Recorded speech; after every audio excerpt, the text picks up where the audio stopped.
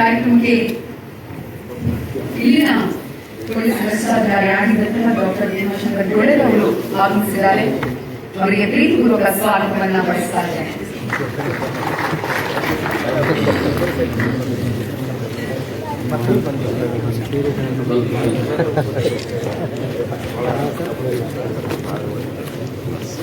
ಎಲ್ಲರೂ ಶೇರ್ ಮಾಡಿದ್ರು.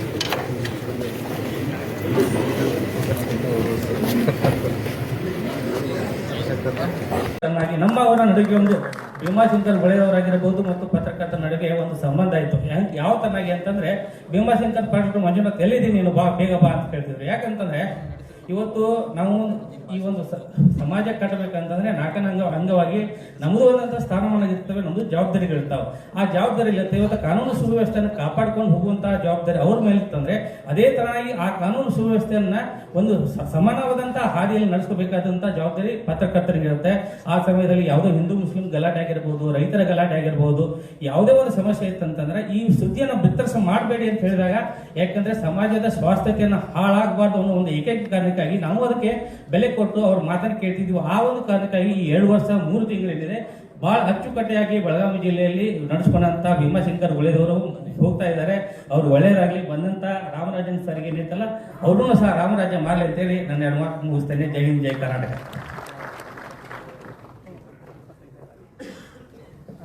ತಮ್ಮ ಅನಿಸಿಕೆಗಳನ್ನು ಹಂಚಿಕೊಂಡ ಮಂಜುನಾಥ್ ಪಾಟೀಲ್ ಅವರಿಗೆ ಧನ್ಯವಾದಗಳನ್ನ ಸಲ್ಲಿಸುತ್ತಾ, ಇದೀಗ ದೌರ್ಜನ್ಯ ಕಮಿಟಿ ಸದಸ್ಯರಾಗಿರುವಂತಹ ಶ್ರೀ ಗುಡೆಣ್ಣ ಅವರನ್ನ ವೇದಿಕೆಗೆ ಬರಮಾಡಿಕೊಳ್ತಾ ಇದ್ದೇನೆ. ತಮ್ಮ ಅನಿಸಿಕೆಗಳನ್ನ ಹಂಚಿಕೊಳ್ಬೇಕು ಅಂತ ಕೇಳಿಕೊಳ್ತಾ ಇದ್ದೇನೆ.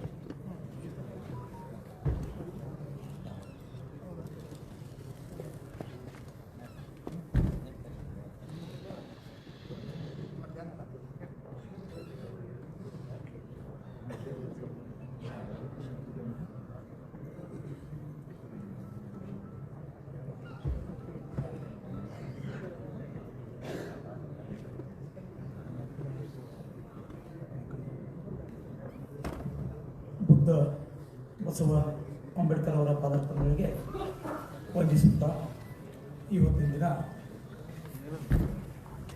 ಸ್ವಾಗತ ಮತ್ತು ಬೀಳ್ಕೊಡುಗೆ ಸಮಾರಂಭದ ನಿಮಿತ್ತ ವೇದಿಕೆಯ ಮೇಲೆ ಆಸೀನರಾಗಿರ್ತಕ್ಕಂಥ ಎಲ್ಲ ಮೇಲಾಧಿಕಾರಿಗಳು ಕೂಡ ವಂದನೆಗಳನ್ನು ಸಲ್ಲಿಸುತ್ತಾ, ಅದೇ ರೀತಿಯಾಗಿ ಆಯುಷ್ಮಾನ್ ಶ್ರೀ ಭೀಮಾಶಂಕರ್ ಗೊಳೆರ್ ಅವರು ಬೀಳ್ಕೊಡುಗೆ ಅಂತಂದಾಗ ನಮಗೆ ಎಲ್ಲೋ ಒಂದು ಜಾಗದಲ್ಲಿ ಮನುಷ್ಯರು ನೋವಾಗ್ತದೆ. ಹಾಗಾಗಿ ಬೀಳ್ಕೊಡುಗೆ ಅನ್ನೋದಕ್ಕಿಂತ ಬಡ್ತಿ ಹೊಂದಿರತಕ್ಕಂತಹ ಆ ಅಧಿಕಾರಿಯವರಿಗೆ ತುಂಬ ಹೃತ್ಪೂರ್ವಕ ಅಭಿನಂದನೆ ಸಲ್ಲಿಸ್ತಾ, ಅದೇ ರೀತಿಯಾಗಿ ಜಿಲ್ಲೆಗೆ ಹೊಸದಾಗಿ ಕಾನೂನು ಮತ್ತು ಸುವ್ಯವಸ್ಥೆಯ ಜೊತೆಗೆ ಜನಸ್ನೇಹಿ ಪೊಲೀಸ್ ವ್ಯವಸ್ಥೆಯನ್ನು ಕಲ್ಪಿಸುವ ನಿಟ್ಟಿನಲ್ಲಿ ಆಗಮಿಸಿರ್ತಕ್ಕಂತಹ ಆಯುಷ್ಮಾನ್ ಶ್ರೀ ರಾಮರಾಜನ್ ಸರ್ ಅವರು ಕೂಡ ಅಭಿನಂದನೆ ಸಲ್ಲಿಸ್ತೇವೆ.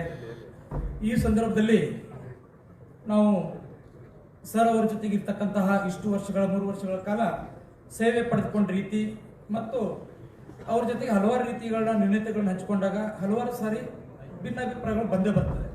ಆ ಒಡನಾಟದ ನಡುವೆ ವಿಚಾರಗಳನ್ನ ನಾವು ಹೇಳಬೇಕು ಅಂತಂದ್ರೆ,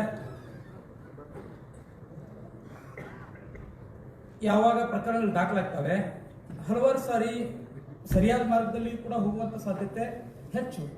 ಆದರೆ ಹಲವಾರು ರೀತಿಯ ಒತ್ತಡಗಳಿಂದ ಕೆಲವು ಸಾರಿ ಕೇಸ್ ಅಂಡ್ ಕೌಂಟರ್ ಕೇಸ್ಗಳಾದಾಗ ನಮ್ಮ ಮತ್ತು ಭೀಮಾಶಂಕರ್ ಗೊಳೆರ್ ಸರ್ ಅವರ ನಡುವೆ ಒಂದ್ಸಾರಿ ವಾಗ್ವಾದ ಆಗ್ತದೆ. ಸರ್, BNS 2023 ಏನು ಹೊಸ ಕಾಯ್ದೆ ಬಂದಿದೆ, ತಮ್ಮ ಅಧಿಕಾರಿಗಳು ಗುಡೆನವರ್ ನಿಮ್ಮ ಈ ಕಾಯ್ದೆಯ ಬಗ್ಗೆ ತಾವು ಹೇಳ್ತಾ ಇದ್ದೀರಿ, ನಾವು 14 ದಿನಗಳ ಕಾಲಾವಕಾಶ ನಮ್ಗೆ ಇರ್ತದೆ FIR ಮಾಡೋದಕ್ಕೆ, ಹಾಗಾಗಿ ತಾವು ಒತ್ತಡ ಹಾಕಬಾರ್ದು ಅಂತ ಹೇಳಿ. ಸರ್, ಇಲ್ಲ ಸರ್, ನಮ್ದು ವಿಶೇಷ ಕಾಯ್ದೆ ಇದೆ, ತಾವು ಅದನ್ನು ಪರಿಗಣಿಸಬಾರ್ದು, ನಮಗೆ ತಕ್ಷಣವೇ ಪ್ರಕರಣ ದಾಖಲಾಗುತ್ತಂತ ನಾವು ಇವೆರಡರ ಮಧ್ಯ ನಾನು ಈ ವಿಷಯವನ್ನು ಯಾಕೆ ಹೇಳ್ತಾ ಇದ್ದೀನಿ ಅಂತಂದ್ರೆ, ಮಾನವೀಯತೆಯ ಜೊತೆಗೆ ಕಾನೂನು ಸುವ್ಯವಸ್ಥೆ ಕಾಪಾಡುವಲ್ಲಿ ಕೆಲಸ ಮಾಡಿರ್ತಕ್ಕಂತಹ ಮತ್ತು ಸಮಾಜದ ನಮಗೆ ಮತ್ತು ಸಮಾಜದ ಜನರಿಗೆ ಹಾಗೂ ಅಧಿಕಾರಿಗಳಿಗೆ ಒಳ್ಳೆಯ ರೀತಿಯಾಗಿ ಕೊಂಡೆಬ್ಬಿಸಿರ್ತಕ್ಕಂತಹ ಯಾರಾದರೂ ಅಧಿಕಾರಿಗಳನ್ನ ನಾನು ಕಂಡಿದ್ದೆ ಆದ್ರೆ ಅದು ಭೀಮಾಶಂಕರ್ ಗೊಳೆರ್ ಸರ್ ಅವರು ಅಂತ ನಾನು ಈ ಸಂದರ್ಭದಲ್ಲಿ ಹೇಳಕ್ಕೆ ಇಷ್ಟಪಡ್ತೀನಿ. ಕರಿಯಪ್ಪ, ಕಾನೂನಿನಲ್ಲಿ ಹಲವಾರು ರೀತಿಯ ಅಡೆತಡೆಗಳು ಇರ್ತವೆ. ಆಗಾಗ ಏನು ಹೊಸ ಹೊಸ ಕಾಯ್ದೆಗಳು ಬಂದಾಗ ಅವ ಅನುಷ್ಠಾನಗೊಳ್ಳಲಿಕ್ಕೆ ಸ್ವಲ್ಪ ಸಮಯ ತಗೊಳ್ಳುತ್ತೆ. ಹಾಗಾಗಿ ತಾವು ಮತ್ತು ಅಧಿಕಾರಿಗಳು ಜನಸಾಮಾನ್ಯರ ಜೊತೆಗೆ ತಾವು ಕೈ ಜೋಡಿಸಿ ಅಪರಾಧ ತಡೆಗಟ್ಟಲಿಕ್ಕೆ ತಾವು ಸಹಕಾರಿಯಾಗಬೇಕಂತ ಒಳ್ಳೆ ಸಂದೇಶ ನಮಗೂ ನೀಡ್ತಾ, ಜೊತೆಗೆ ಕೆಲಸ ಮಾಡೋದ್ರಲ್ಲೂ ಕೂಡ ನಮಗೂ ಕೂಡ ಹುಮ್ಮಸ್ ತುಂಬಿ ಈ ಮಾರ್ಗದಲ್ಲಿ ತಾವು ಹೋದ್ರೆ ನಾವು ಮತ್ತು ಪೊಲೀಸ್ ಇಲಾಖೆ ಹಾಗೂ ಸಮಾಜದ ಮುಖಂಡರು ಅಪರಾಧಗಳನ್ನು ತಡೆಗಟ್ಟಲಿಕ್ಕೆ ಸಾಧ್ಯ ಅನ್ನುವಂತಹ ಹಲವಾರು ಮಾರ್ಗದರ್ಶನಗಳನ್ನ ನಿರ್ದೇಶನಗಳನ್ನ ನಮಗೆ ನೀಡುವುದರ ಜೊತೆಗೆ ನಮಗೆ ಸಹಕಾರ ಮಾಡಿದ್ದಾರೆ ಅಂತ ಈ ಸಂದರ್ಭದಲ್ಲಿ ಹೇಳೋದಕ್ಕೆ ಇಷ್ಟಪಡ್ತೀನಿ. ಜೊತೆಗೆ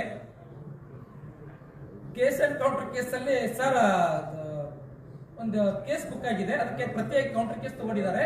ಅದರಲ್ಲಿ 9 ಜನರನ್ನ ಸುಖ ಸುಮ್ಮನೆ ಜೈಲಿಗೆ ಕಳಿಸುವಂತ ಪ್ರಯತ್ನ ಆಗ್ತಾ ಇದೆ ಸರ್, ನಮ್ಮವ್ರನ್ನೆಲ್ಲ ಜೈಲಿಗೆ ಆಗ್ತಾ ಇದ್ದಾರೆ ಸರ್ ಅಂತೇಳಿ ಒಂದು ಫೋನ್ ಮಾಡಿದಾಗ, ಕರಿಯಪ್ಪ ಅವ್ರ ಪ್ರಕ್ರಿಯೆ ಅವ್ರು ಮಾಡ್ತಿರ್ತಾರೆ, ತಾವು ತಡೀರಿ ಅಂತ. ಇಲ್ಲ ಸರ್ ನಾನು ಅರ್ಜೆಂಟ್ ಭೇಟಿ ಇಲ್ಲ ಸ್ಟೇಷನ್ ಅಂತ ಕೂಡಿಸಿದ್ದಾರೆ ಒಂದೇ ಟೈಮಕ್ಕೆ 9 ಜನರನ್ನು.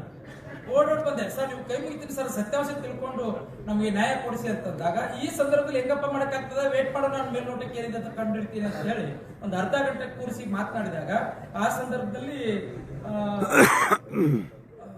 ಮುಲ್ಲಾ ಸಾಹೇಬ್ರ BH ಮುಲ್ಲಾ ಸಾಹೇಬ್ರ ಅಂತ DSP ಸಾಹೇಬ್ರು ಫೋನ್ ಮುಖಾಂತರ ಕೇಳಿ ಹೇಳ್ಪಡ್ಕೊಂಡಾಗ, ಇಲ್ಲ ಸರ್ ಅದು ಏನು ಕೇಸ್ ಆದ ತಕ್ಷಣ ಅಲ್ಲಿ ಇರ್ತಕ್ಕಂಥ ವಲಯದಲ್ಲಿ ಇರ್ತಕ್ಕಂಥ ಸಂದರ್ಭಗಳು ನೋಡಿ ಇಲ್ಲದೆ ಇರ್ತಕ್ಕಂಥವ್ರು ಕೂಡ ಸೇರಿಸುತ್ತೆ, ಅದನ್ನ ಚಾರ್ಜ್ ಶೀಟ್ ನಲ್ಲಿ ಕೈ ಬಿಡ್ತೀವಿ, ಸತ್ಯಾಂಶ ಇದ್ದದನ್ನ ಮಾತ್ರ ಕೈ ಬಿಡ್ತೀವಿ ಅಂತ. ಸರ್ ಈಗ ಅರೆಸ್ಟ್ ಮಾಡ್ತಿದಾರಲ್ಲ ಅದಕ್ಕೆ ಏನ್ ಮಾಡ್ತೀರಿ ಅಂತೇಳಿ, ಆಯ್ತು ಹಾಗಾದ್ರೆ ಹೇಳ್ತೀನಿ ಬಿಡಪ್ಪ ಅಂತ 9 ಜನರನ್ನ ನಾನು ಹೋಗಿ ಅಳ್ಳು ತಡ್ಕೊಂಡ ನಂತರ ಸತ್ಯಾಂಶ ತಗೊಂಡು ನಾವು ಕೈ ಬಿಟ್ಟು ಅಂತಕ್ಕಂಥ ಪ್ರಕರಣಗಳು 9 ಜನ ಇವತ್ತು ಈ ಬಂದಿದ್ದಾರೆ ಸರ್ ತಮ್ಗೆ ವಿಶ್ ಮಾಡ್ಲಿಕ್ಕೆ. ಸೊ ಹಾಗಾಗಿ ಈ ರೀತಿಯ ಪ್ರೀತಿ ವಿಶ್ವಾಸದ ಜೊತೆಗೆ ಕೆಲಸವನ್ನ ಮಾಡಿ ಸಮಾಜದಲ್ಲಿ ಶಾಂತಿ ಸುವ್ಯವಸ್ಥೆ ಕಾನೂನು ಸುವ್ಯವಸ್ಥೆ ಕಾಪಾಡ ನಿಟ್ಟಿನಲ್ಲಿ ನಮ್ಮ ಜೊತೆಗೆ ಸಹಕಾರ ಮಾಡಿದ್ದೀರಿ ಸರ್. ಹಾಗಾಗಿ ಈಗ ಇನ್ನೊಂದು ಹೇಳ್ಬೇಕು ಅಂತಂದ್ರೆ, ಸದಾ